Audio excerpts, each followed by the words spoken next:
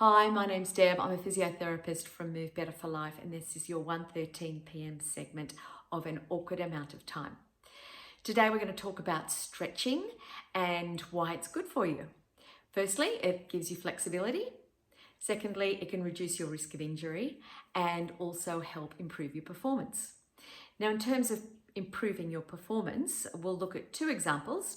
Firstly, a very simple example is getting out of a chair. In order for you to get out of a chair well and easily, you need to be able to bend your knees beyond 90 degrees. If you have tight quads, the quads are the muscles at the front of your thighs, then you're unable to bend your knees past 90 degrees, it makes it difficult for you to get out of a chair. So in terms of your performance in getting out of a chair, having nice, long, flexible quads helps your performance in getting out of a chair.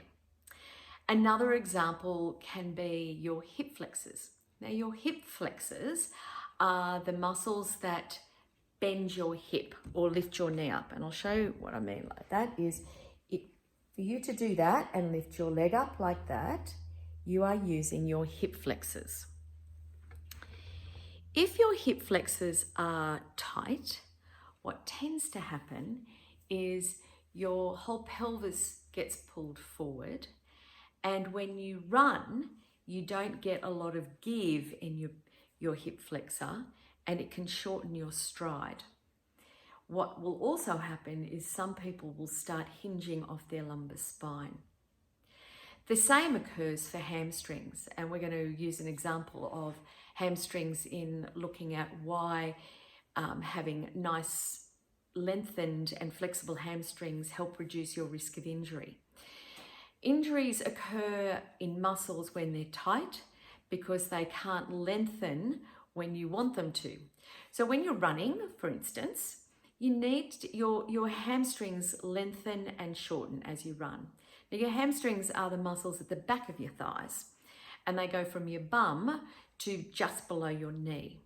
So in order for you to take a really big, long stride when you're running or walking fast, your hamstrings need to be able to lengthen well and quickly.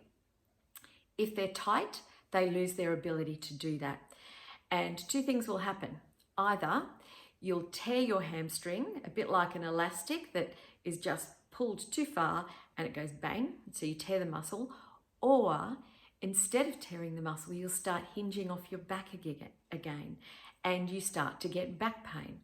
So I guess the conclusion is that stretching is really good for you.